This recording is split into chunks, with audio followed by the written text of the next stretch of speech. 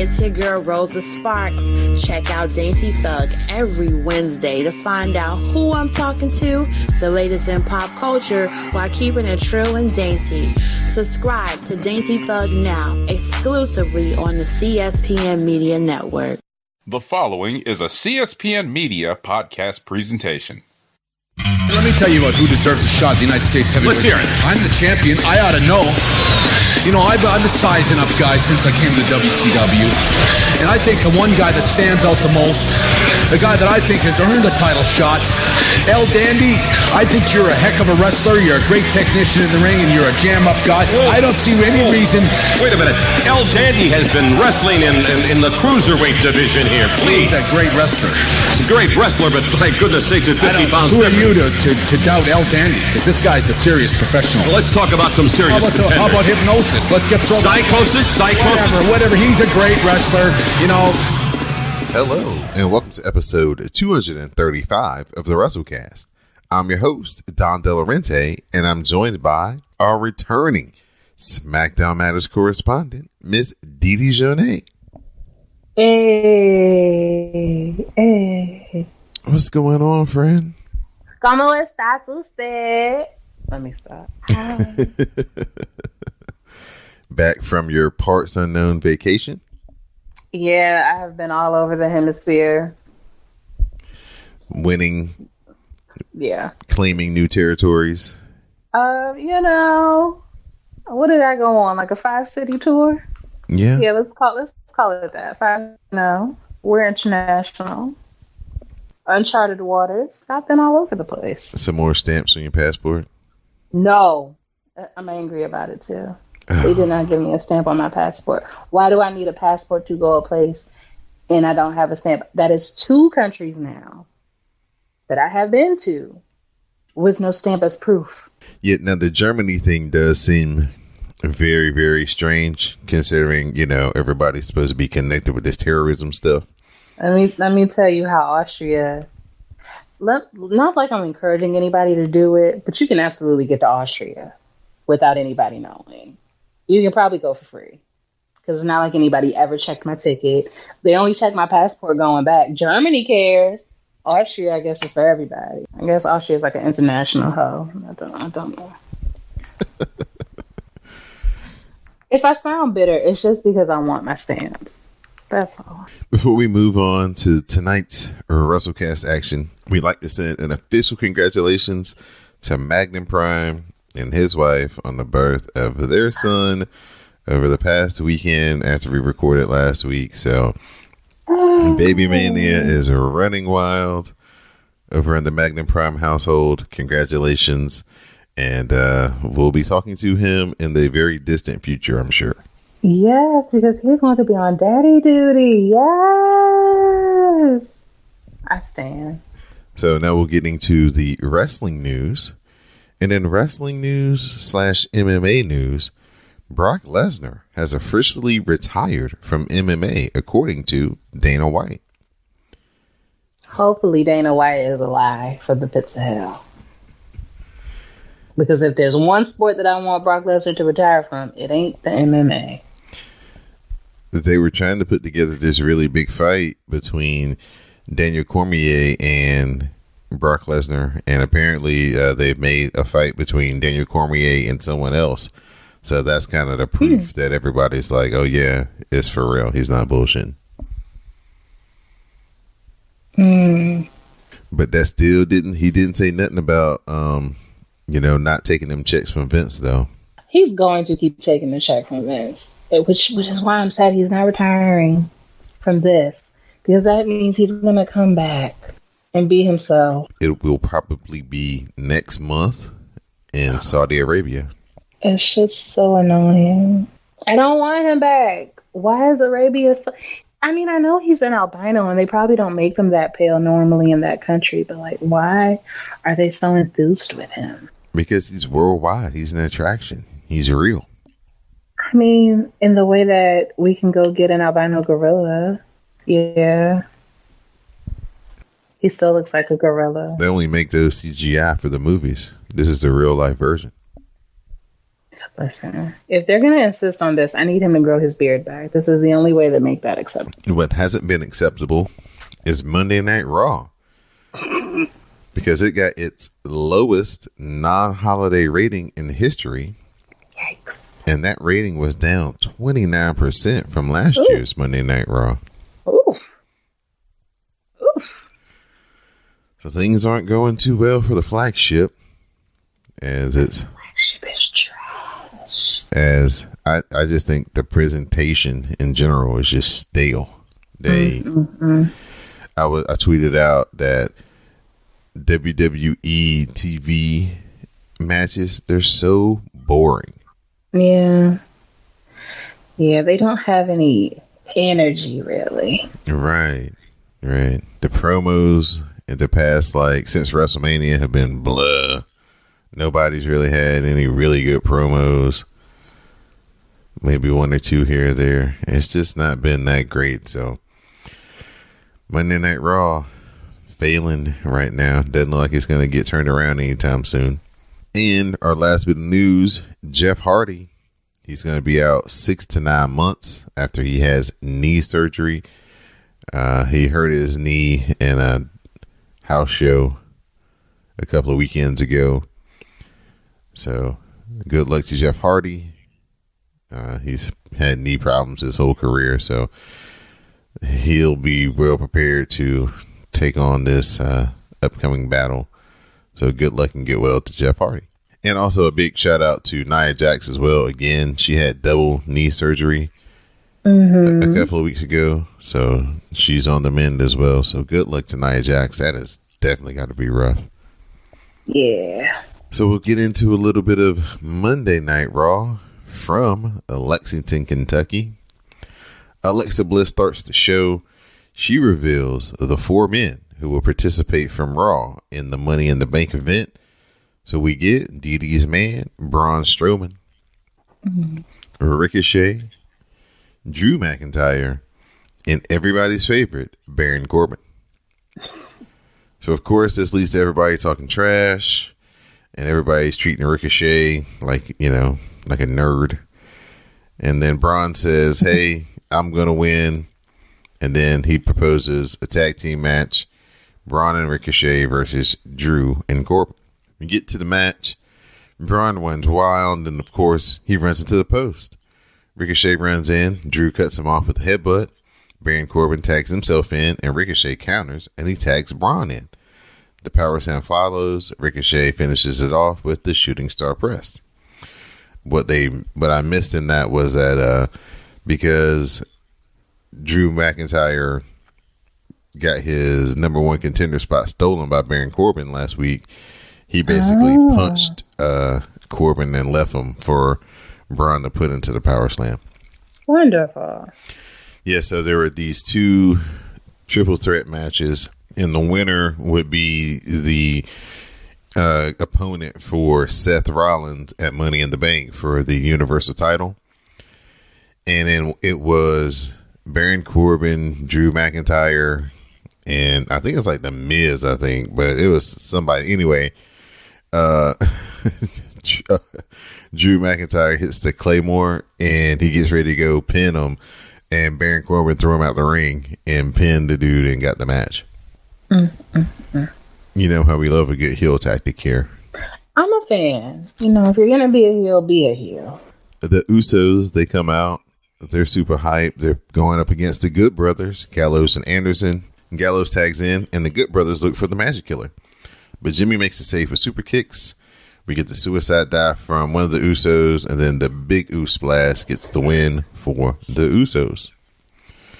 After the match, the Usos, they run down the Revival, and they show footage of the Revival shaving each other's back. The Revival comes out. They claim that they are men, and they have body hair. And Scott Dawson says that his lats are so big that he can't reach back behind himself to get to some, of those areas. So his partner has his back just like he has his back. You didn't see this? No, I didn't. Because at midnight. You would have been utterly disgusted. I believe it. It sounds, but I'm not trying to judge. Raw has enough problems without my judgment. Ms. TV, Bobby Lashley is the guest. No Leo Rush. Miz welcomes Bobby Lashley to the show. Bobby interrupts and says that he will only answer the questions he wants to. Miz mocks Bobby Lashley for speaking in the third person. He puts Bobby Lashley over. Then he says that some people don't think Bobby is reaching his full potential. Bobby says he's been a 2-time Intercontinental Champion. What has the Miz done? Miz runs down his list of accomplishments, noting that he's an overachiever.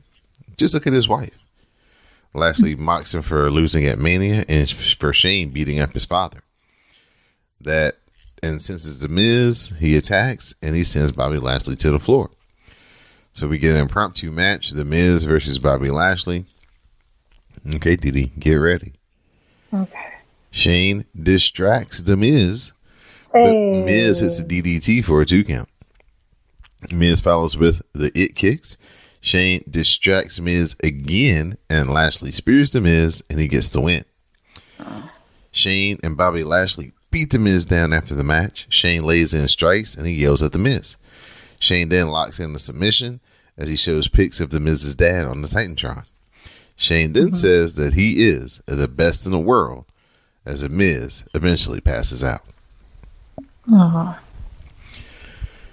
The Miz as a babyface is not working. The Miz beating up Bobby Lashley? Are you serious? Just nothing about that visually is acceptable. Makes sense. Right. He's supposed to be running away from Bobby Lashley, looking to sneak attack at all opportunities. Right. Oh, while you were gone, they changed the name, so they are now the Viking Raiders. Who is this? The War Raiders were the Viking Experience. The Viking Experience. They're not a ride at Busch Gardens. What do you mean, the Viking Experience? Mm-hmm. And everybody shitted on it. Correct. And it's valid. Points were made. And so the next week, they came out and their names were the Viking Raiders. Raiders or Riders? Raiders. I mean, they're both awful. Yeah.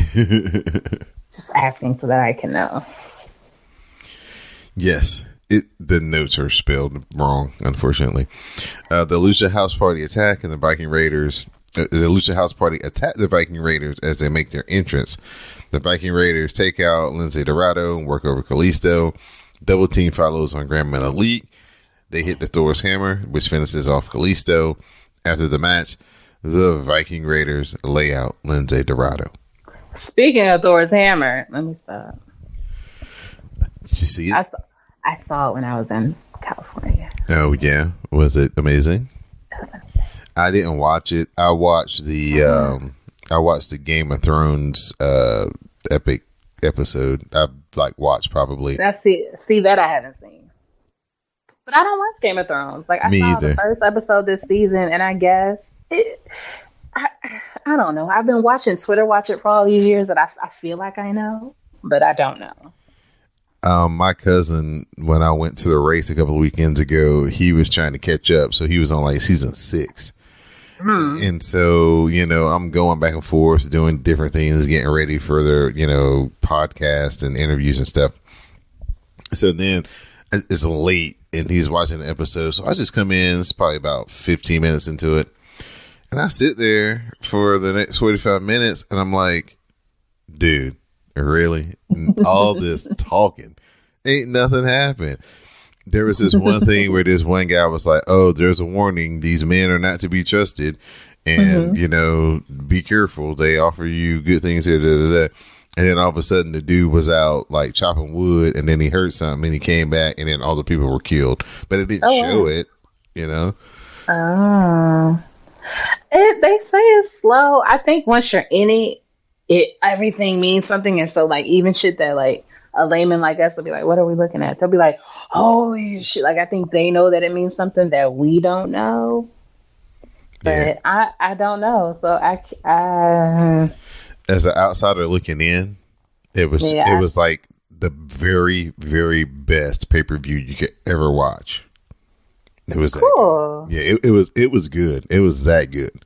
All I know is Arya is that bitch. That's all I really know. Arya became Becky Lynch.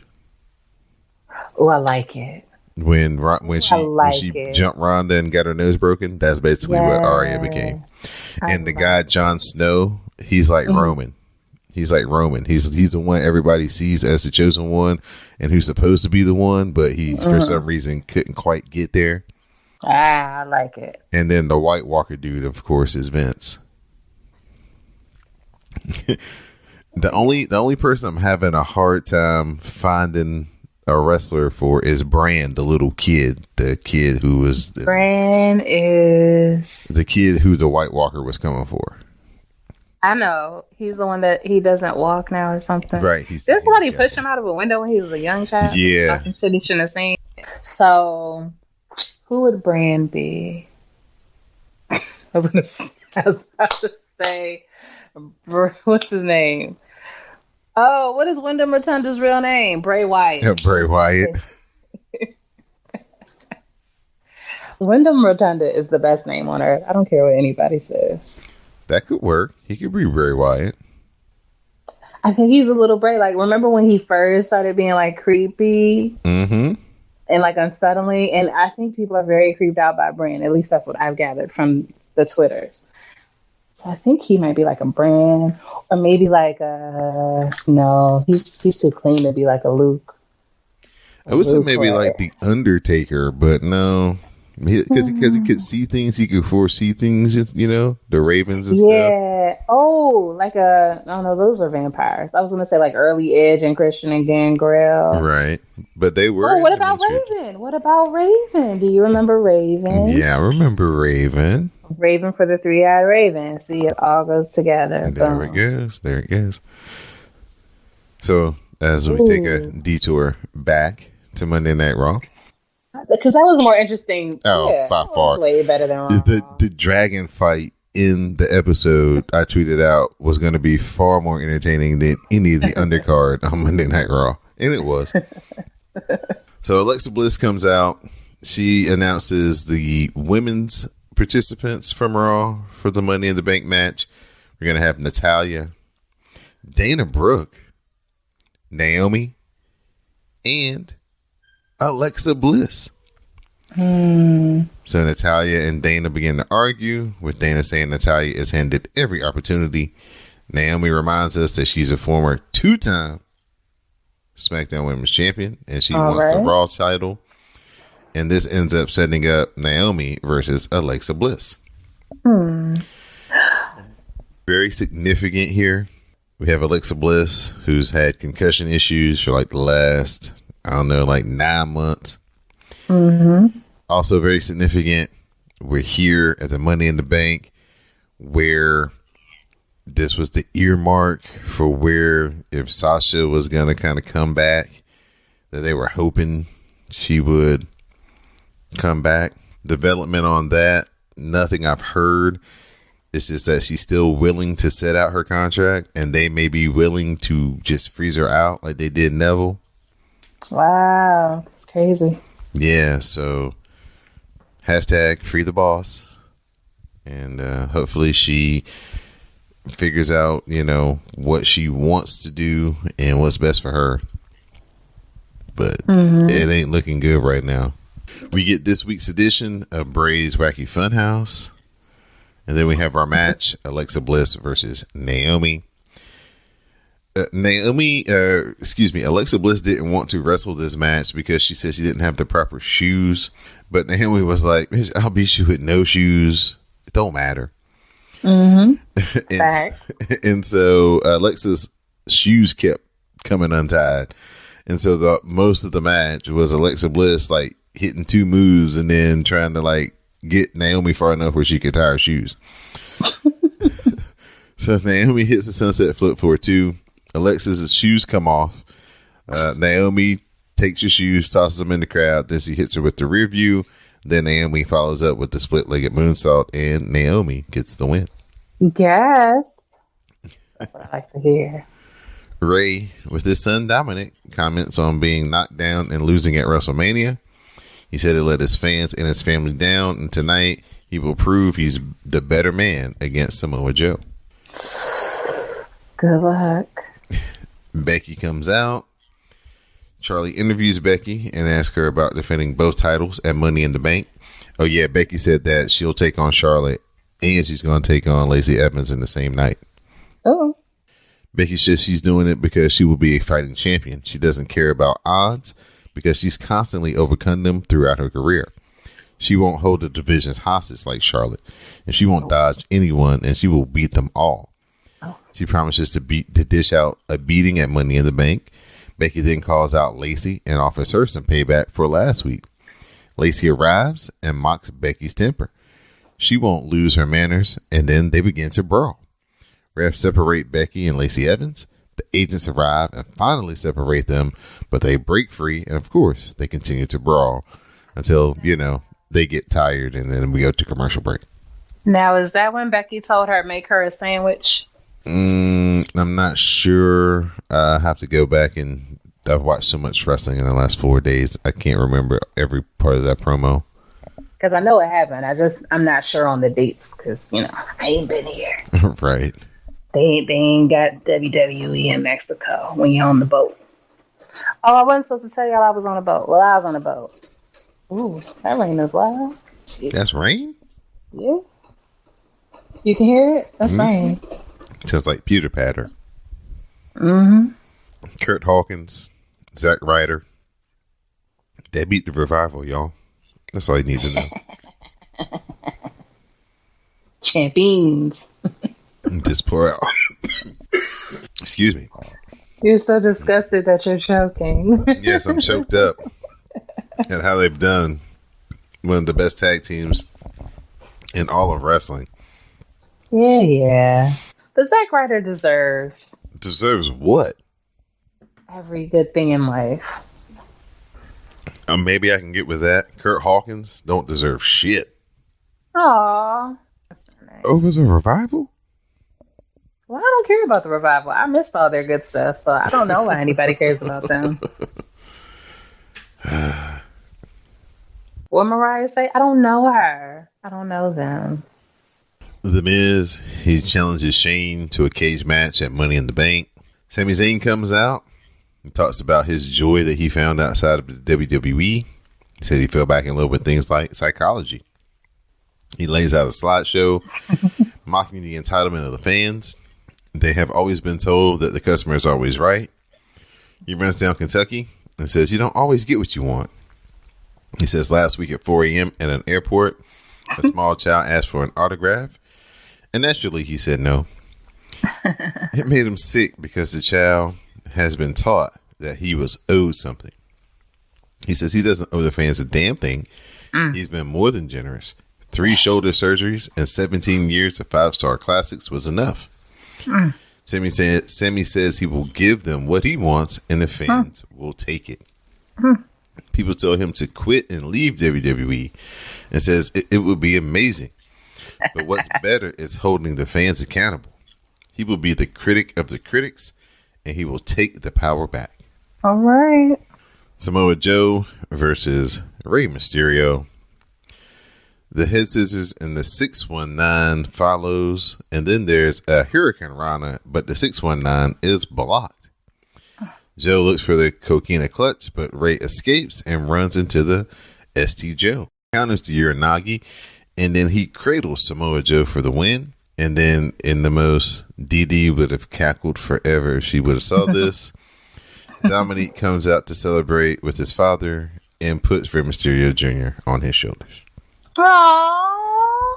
Because Dominic is cute. I don't know if I'm Rey Mysterio Jr. if my son needs to be, even though you can, that ain't something you need to be proving in front of millions.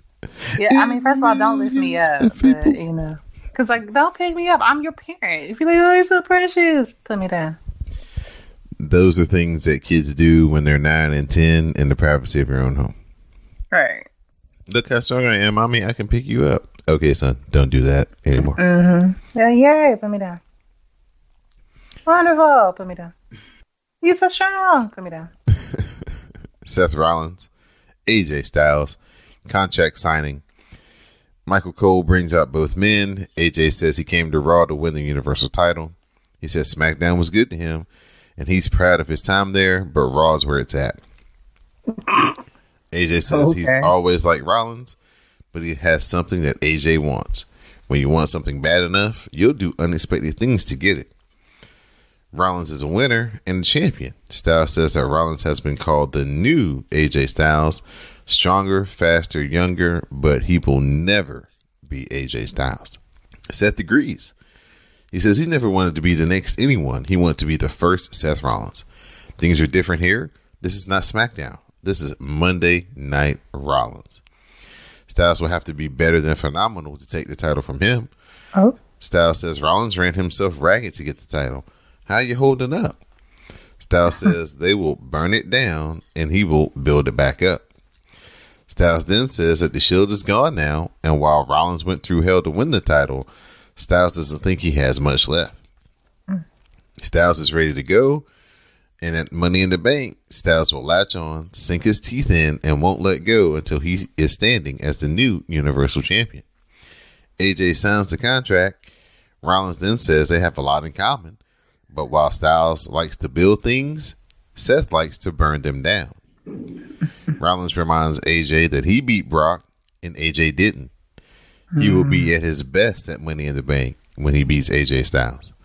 Rollins then signs the contract. AJ grabs the title.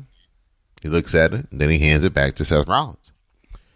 Rollins refuses to shake AJ's hand, and instead, he lifts the title up and poses with it in AJ's face. So AJ attacks him, and they brawl as Rollins sends AJ to the floor.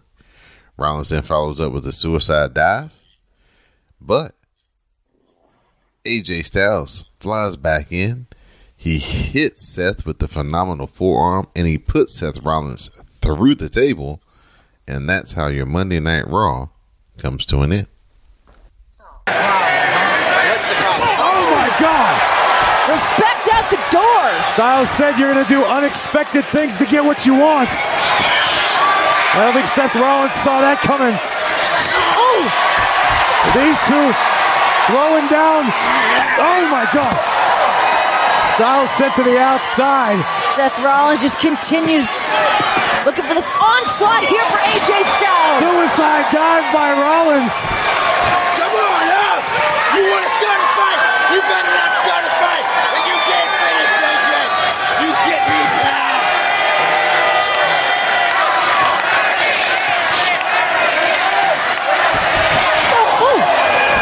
Styles back in this. Here it is. Phenomenal. Right through the table. AJ Styles with a statement, a reminder. Seth Rollins and his Universal Championship are under a phenomenal siege. The closing segment. Mm-hmm. And let me see. What's the only other in the Sami Zayn promo? See, only two things in this whole show that was worth a damn. Yikes. This joint was so trash. Oh my gosh. Sounds terrible. It was bad. I'm sorry. It was bad. And it's just like, literally, they could go back to the old school formula and it would be better than what they're doing. Have people win. Let's, we're Americans. We like winners. We do. So, you know what you could do to make me get behind Zack Ryder and Kurt Hawkins? Have them wrestle some jobbers a few weeks in a row. Have them win. Mm-hmm. And then I can be like, okay, I haven't seen Kurt Hawkins win anything except for the tag team titles. Like, that's believable. Mm-hmm. What happened to like everything else in sports where you see people win and win and win and win, and then eventually they win so much that they win the championship, or they get a chance to win the championship because they won so much. No, that's not how wrestling works. You get a chance because they say so. You get an opportunity because why not? What is logic? What is earning things? It's killing my enjoyment of Monday Night Raw. Is it killing your vibe, friend? I'm so glad I had so much Japanese wrestling to catch up on this week. Oh, it was wonderful. That is very wonderful. Lots I'm of happy hard-hitting for you. action. Yeah. A couple of like 4.5-star matches too. Oh, wow. Yeah. So, Miss Didi Hit, this time I'll turn it over to you for your SmackDown Matters report. SmackDown does matter. I'm so sorry I've missed you for 2 weeks, but I'm back. And apparently I am back in Columbus, Ohio. Michael Cole brings out... Is Michael Cole on SmackDown? He was just on SmackDown for this one little part here. And that's it so far? That's it so far. Okay, let's keep it that way. Okay. He brings out Kofi Kingston to discuss the actions of Kevin Owens on last week's show. He praises Kofi and talks about his journey to the title. Kofi says that there are a lot of highs as well as lows, but you got to keep fighting. He's proud. He got to do that with the New Day because they helped him make the impossible possible. Michael Cole says Kofi's Mania moment was special and maybe one of the best Mania moments of all time. I would agree with that. Kofi says next to his kids and wife, it was the greatest moment of his life. That is so sweet. Cole finally brings up Owens' betrayal. I guess his 1 week betrayal. An attack on Xavier last week. Kofi says he should have seen this coming, yes. But he and New Day believe in second chances and giving people that chance to change. All Owens had to do was ask for a shot and he would have given it to him. But let him come at him Money in the Bank and he'll defend the title there. KO arrives, accepts the match. Kevin says that Kofi gave the fans a great moment, but it ended and none of these fans really believe in Kofi as a champion. And actually, Kofi doesn't even believe in himself either. Xavier attacks, but Owens lays him out with a super kick. I saw it. It made me sad. Xavier was mad because of that buckle bomb from last week. The apron bomb, rather. Yeah, I mean, it's upsetting. Bayley is going to be in the Money in the Bank match. Bayley also has a match with Becky Lynch right now. She misses a knee, allowing Becky to cut her off with a missile drop kick. Bayley battles back, takes control, looks to finish things with a top rope elbow drop. But Becky gets her knees up, puts on the disarmor. Becky gets the win almost immediately. Charlotte hits a boot on Becky and posts Bayley and stands in the ring like the angry titan that she is. She did all that in a pair of brogans, too. Very talented. I mean, Charlotte's an athletic girl. I would have tore all my ankles up. That would have had like them Steph Curry ankle braces on for the next 8 months of my life if I would have tried to do that. She's skillful. Next, the Hardys arrive. We mentioned Jeff's injury, which apparently was the fault of Lars Sullivan. Shocking. No, of course not. He says he'll be out for a long time, Jeff, and they must relinquish the SmackDown Tag Team titles. Lars arrives and Matt tries to fight him off, but he fails. Lars hits the freak accident. Jeff looks to fight. That's not going to work. But Truth attacks with a chair shot. R-Truth? R-Truth? He be hanging with Lars now? No, Lars attacked R-Truth. He's the first person on SmackDown he attacked, so R-Truth has been trying to get him back. Oh, gotcha. This angers Lars, and he hits Truth with a freak accident and Liger bomb. So really, R-Truth ended up, it was supposed to be like a double team thing, but he's injured and Truth is Truth. So. The funniest thing happened, right? So, of course, Jeff Hardy's on one leg for real. Mm-hmm. So he's trying to get out of the ring. Mm-hmm. So the thing is, he's supposed to get on the apron, and then I guess Lars Sullivan is supposed to attack him, and that's what's supposed to bring R-Truth out. Mm-hmm. They missed that part in the middle. So R-Truth comes out. They do what they do. Mm-hmm. And then all of a sudden, when they turn back to the outside of the ring, you just see Jeff Hardy just laid out, but nobody touched him. He's just face down on the floor. Like, what happened to him? Like, well, you were supposed to do it, but since you didn't, I'm gonna just Right. Well, I mean, you got to stick to the script, I guess. I'm pretty sure Vince McMahon blew a freaking gasket. And who do you think thought that was, Lars? For sure. Poor baby. Can't get it together. Ali, Finn Balor, Cien Almas, because I'm not calling him that damn Andrade, and Randy Orton are going to also be in the men's Money in the Bank match. Next is a tag match. Asuka and Kairi Sane versus Jenny and Jump Boots and Tights. Asuka hits a German, follows with kicks and covers for 2. The double team follows, and the insane elbow finishes things. Jenny Boots and Tights had the prettiest little hair. Yeah, the black girl. Yeah, the black girl. Mm-hmm. She was adorable. And John Boots and Tights had a nice little red dye in there too. You know, equal opportunity compliments. But yeah, I'm all about Jenny Boots and Tights.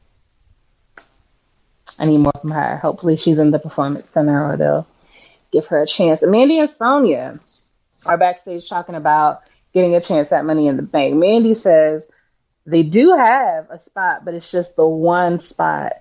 And Mandy's like, well, I guess it should be you, Sonya. Sonya's like, oh, no, girl, no. Mandy, you do it. And she's like, me? Are you sure? Okay. And then she made some comment about, was it J-Lo and Beyonce? It was somebody singers that were not equally yoked. And I was like, you would think that. And so I moved on. What'd you think about Sonya Deville all dressed up? She pretty. Eyelashes popping, lips busting. She real cute. She looked like, are you ready? A future women's world champion. Y'all are funny with that.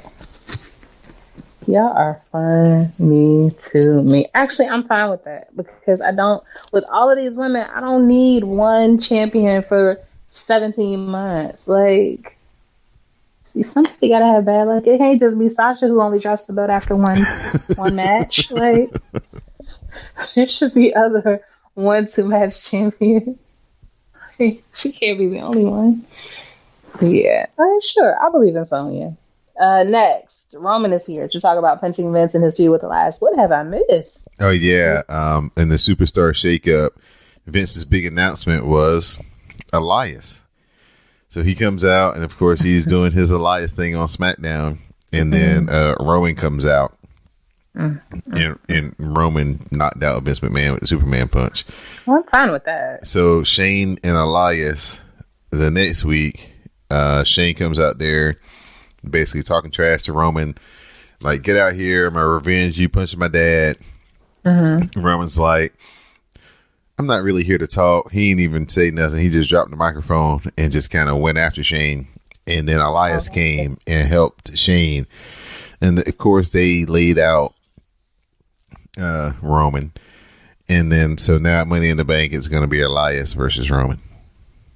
Wow. Yeah, the ultimate Didi Jonay Baywatch match. Oh my gosh. Okay, so on your brand at that. As it should be. Because Elias deserves to be a SmackDown. But anyway, Roman says he took his one shot to make a first impression, and he KO'd Vince to do just that. It wasn't his plan. It could have been anyone. But he was there to prove he's the big dog. And that SmackDown is his yard now. Shane arrives and makes the ring announcer give him his proper introduction. Shane reminds Roman that the McMahons own all the land. Reigns says, let's be clear, Vince owns the land. And that he put Vince on his back. Shane says that he left Reigns' land last week. So Reigns challenges Shane to come out to the ring. Shane refuses because he's about to train for Money in the Bank. Shane brings out the B team, fight. Instead, for a handicap match. Reigns isn't impressed, so Shane makes Elias the special enforcer. Not the ref, the special enforcer. There will be a real ref. Roman dumps Dallas to the floor and Axel cradles Roman for 2. There's a Superman punch to Kurt Axel, and that gets a 2 because Elias pulls out the ref, which he can do because he's the enforcer. Reigns goes after him, and Elias posts him. Axel hits the perfect plex for 2. Then Reigns hits a Superman punch and gets the win. So all the chicanery does not work. Super Roman. Yeah, I mean, it is the B-Team. Levels. Next is Orton and Andrade Cien Almas versus Ali and Finn Balor. Zelina Vega, distracts Baylor. And Cien hits the double knees for 2. They work into counters, and Ali tags in and hits the 450 and pins Andrade. Orton lays out Baylor post-match, and I believe Ali kicks Orton out of the ring as well. Yep, he sure did. So Ali is the one who stood tall at the end of that match. Like the icon that he is, going to be future. Also, Carmella and Ember Moon are in the Women's Money in the Bank match. Yay. So, last thing of the night. This is not a match, it's just a moment. We like to call the moment the Kevin Owens show. He says he's dropped all the crap because unlike the New Day, he doesn't need it. He will take the burden from Kofi and win the title at Money in the Bank.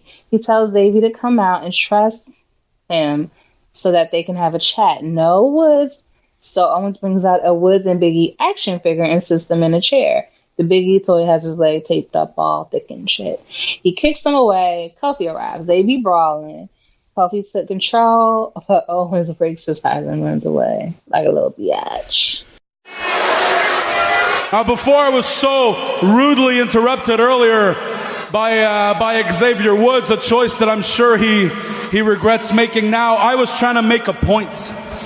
And that point is that what I was saying earlier is the absolute truth. Kofi Kingston is in way over his head. Kofi Kingston is drowning. But Kofi, don't worry, help is on the way. And I am that help.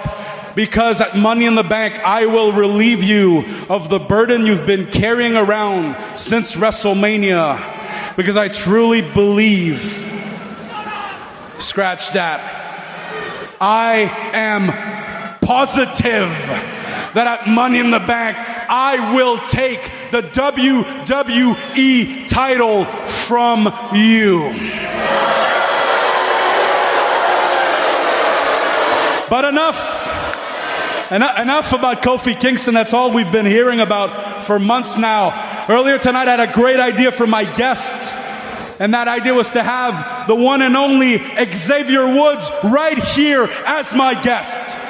Because you know what? We know all about Kofi Kingston, but I want to hear about Xavier Woods. So Xavier, I don't know if after what happened earlier, if you're still willing to come here and talk. I don't know if you're even able to, but please, if you are, just humor me. Come down, sit here, trust me, and let's just have a chat. You know, I figured this would happen, so I actually I came here with a plan B. Oh, look at that. It's not the real Xavier Woods, but it is an Xavier Woods action figure. One of the many pieces of crap merchandise they have been shamelessly shilling for years now. Little Woodsy, why don't you stand right here? There you go. There you are. But what's wrong, little Woodsy? You don't look quite as happy as you usually do. Is it because you're lonely? Usually you have friends with you, right? Well, good news. You were part of a battle pack, so there's actually something else in the box with you. And there it is. Look, everybody, it's Big E. He's back. Yay! Of course, he's looked better. His leg's a little banged up, but he's all taped up. He's ready to go. Reunited at last. You know, the real Woods and the real Biggie aren't here to tell me what's on their minds, and these are obviously useless pieces of trash. But that's okay, because I think I know exactly what Biggie and Xavier Woods think. I think I know exactly what's in their heart and what's on their mind. And if they were here right now, I think... Watch out, KO.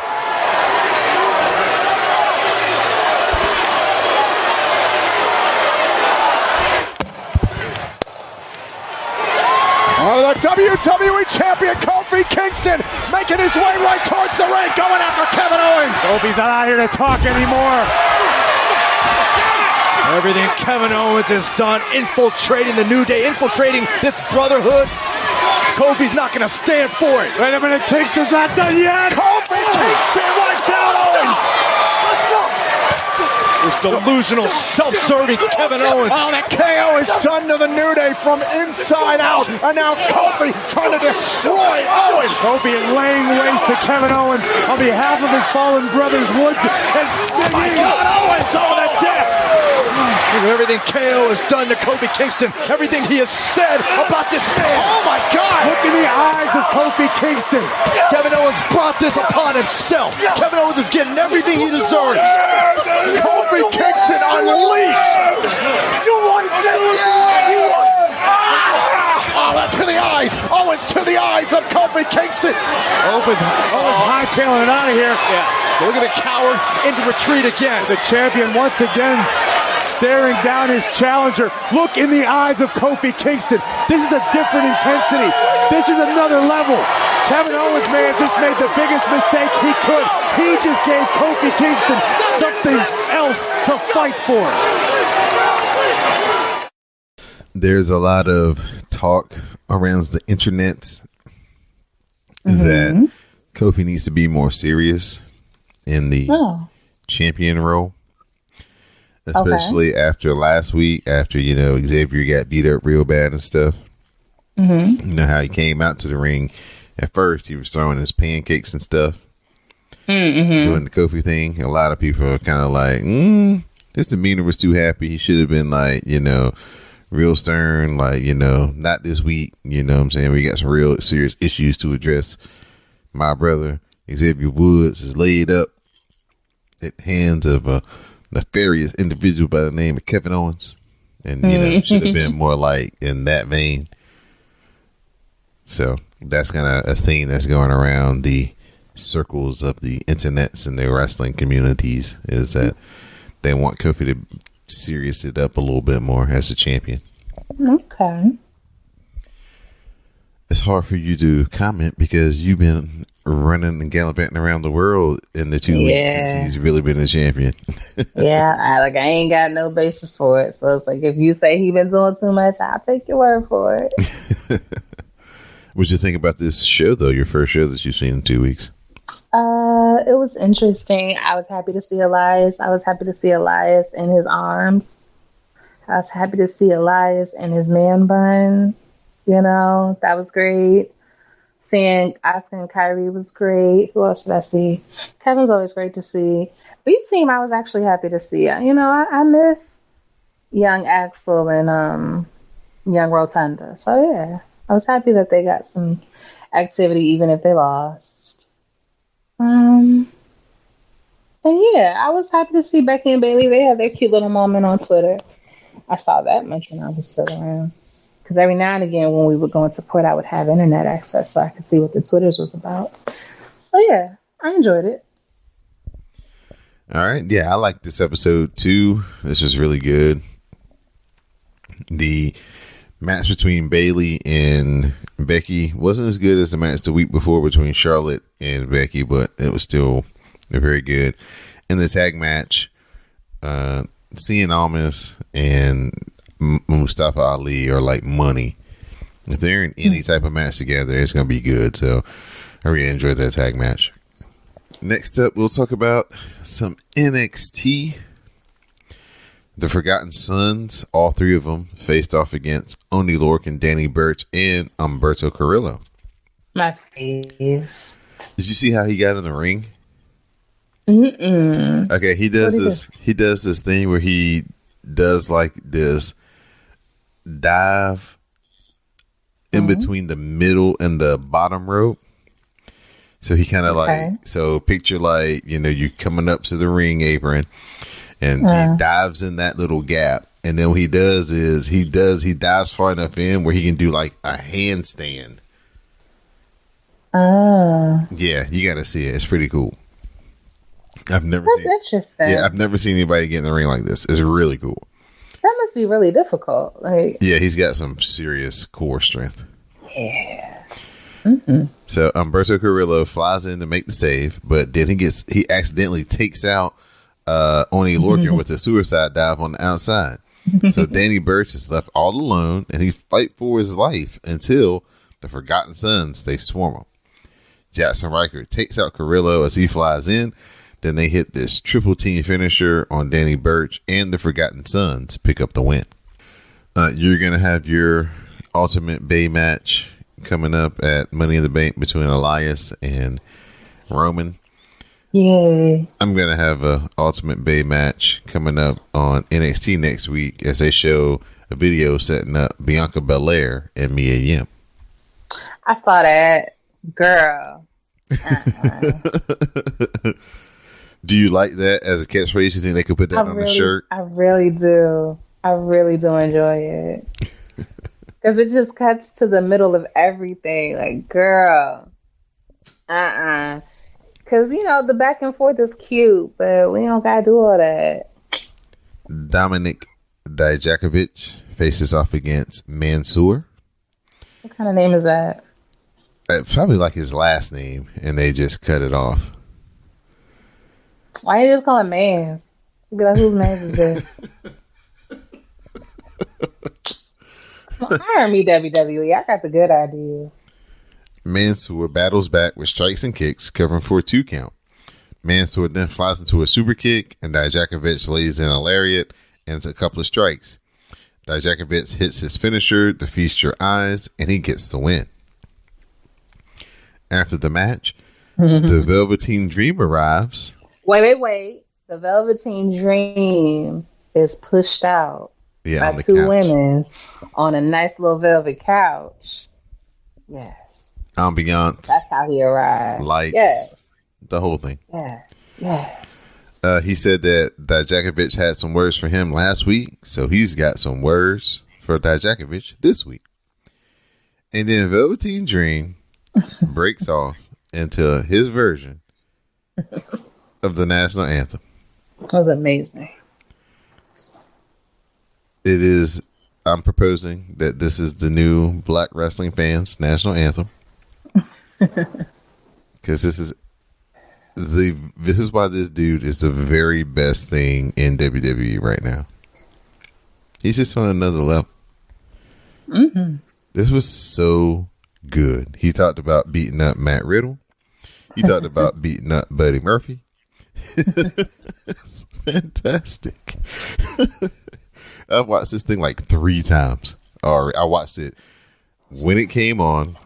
Mm-hmm. Then I watched it again after it went off, and then I watched it like earlier today, like just to make sure, like, ooh, I hope they have this all the way to the end because this has got to make it into the show.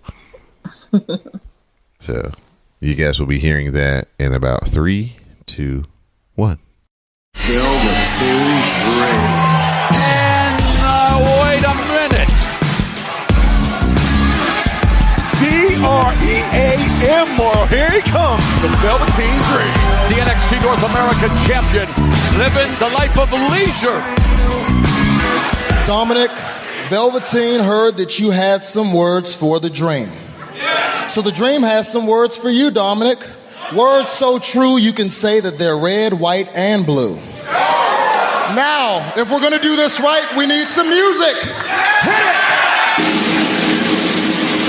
Oh, say, can you see by the Dream's brilliant light while you stand there in awe at the Dream's epic gleaming while stealing the show with the massing high flow, just like Riddle's flip-flops under my massive elbow. Buddy Murphy's red hair, I kicked his derriere. So please feast your stare, 'cause your family won't care that Velveteen bears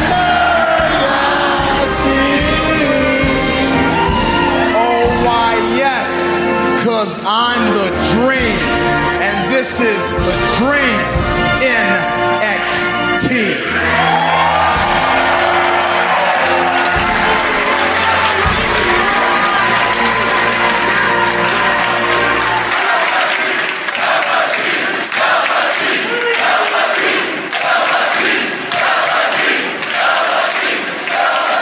And just like that, Dominic, dream over. I have seen it all. Well, it has been a star-spangled banner year for the NXT North American champion Velveteen Dream. Dream is a man of many talents, but I gotta say, maybe not on the vocalistic side. I'm just throwing that out there. George Washington rolling over in his grave. The Undisputed Era, they cut a promo claiming to be stronger than ever. All is going well until Adam Cole says that they look forward, not in the past, even though Roddy dropped the ball last week. So, of course, Roddy gets pissed. They begin to argue, and he walks off. So, what was funny is, like, and this is like a thing they've been doing here in NXT lately. So, you know, they got the music going, the Undisputed, you know, music is playing. And then all of a sudden, when Roddy gets pissed, it just, all of a sudden, this is like, it just stops. It's like, this is funny. Our main event is the debut of Kushida, and he's facing off against Cassius Ohno. The running boot by Cassius Ohno connects, but Kushida cuts him off with a big right hand.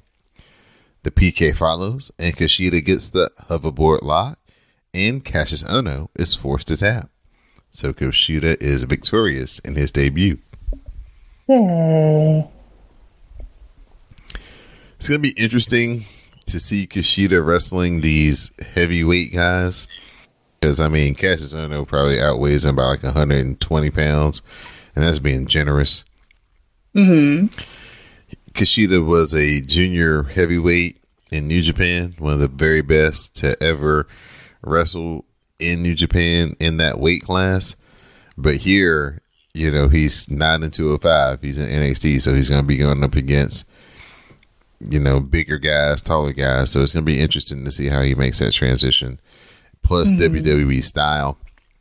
He put out a very interesting post just talking about how difficult it's been making the transition, moving to Orlando, trying to learn the WWE style, trying to learn English, going around the loop, and, you know, just getting an understanding of how NXT works. So yeah, it was a really interesting read, just kind of how he's adjusting to life here in America. So we're pulling for Kushida. He is one of the best when it comes to just in the ring. He's very technical, and hopefully they can bring that out in NXT, where, you know, it is more about the matches and not so much about the gimmicks and the entertainment.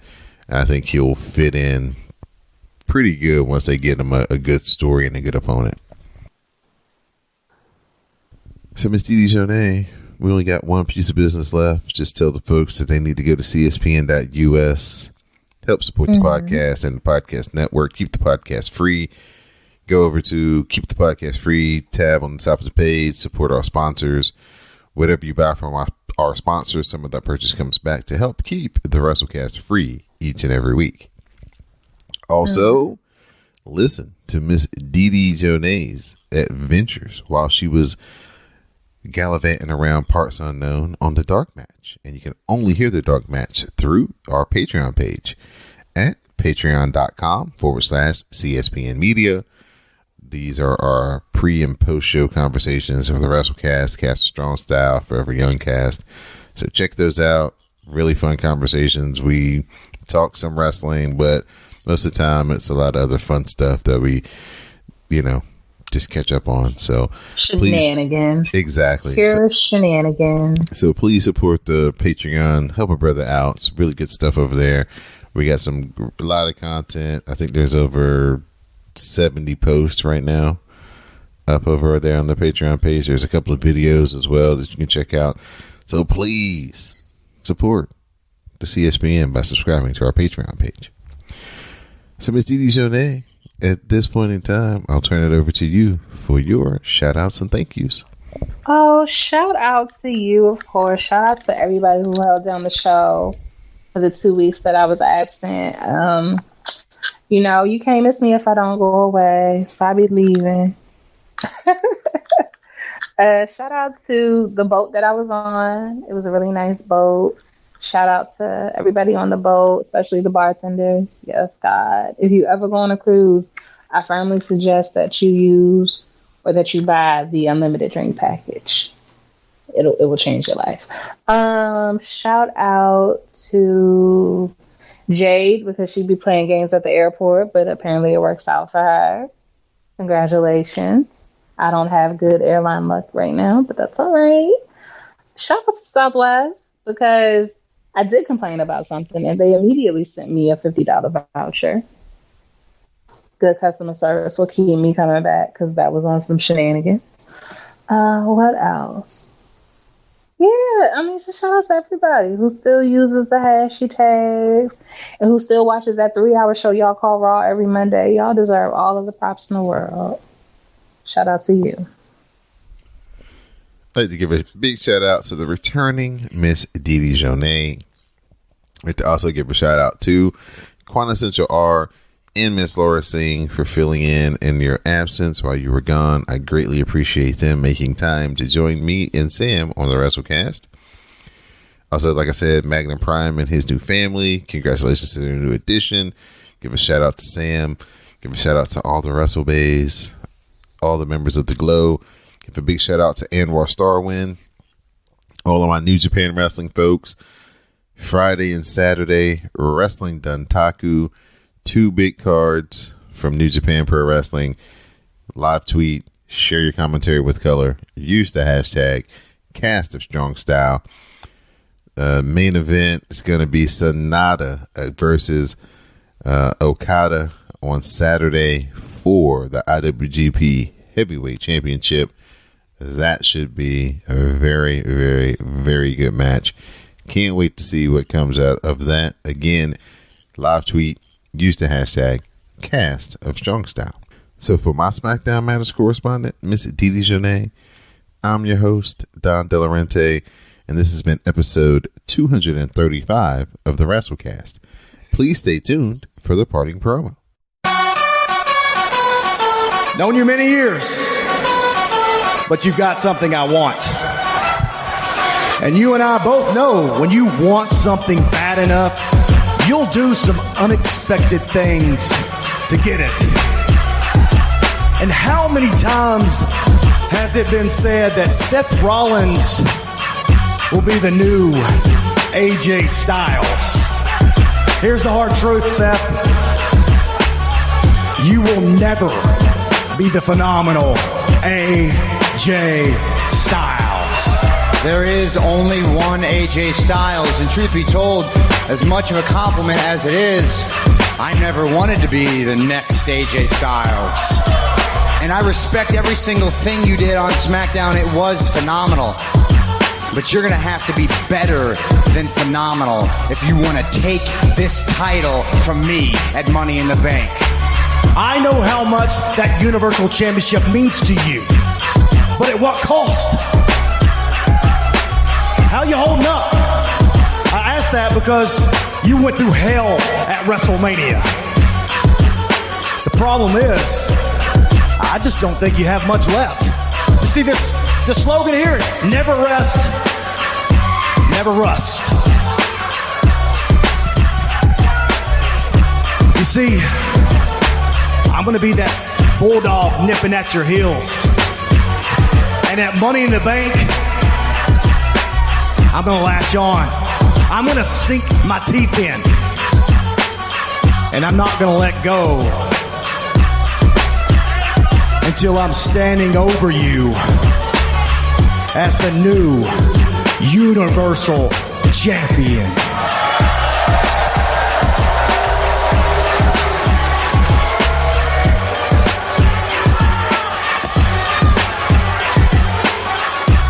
You don't seem to understand what I'm saying, AJ, so let me spell it out for you. Look, we We have a lot of things in common, we really do. And while our success stories may be very similar as well, there's one thing that separates us, one thing that I've done that you've never done. I beat Brock Lesnar. I beat Brock Lesnar, and that's why I'm standing here holding this, and you're standing there trying to take it away from me. You want to know how I'm holding up, how I'm doing? Ask Brock Lesnar, because I was at my best when I beat him at WrestleMania, and I will be at my best at Money in the Bank when I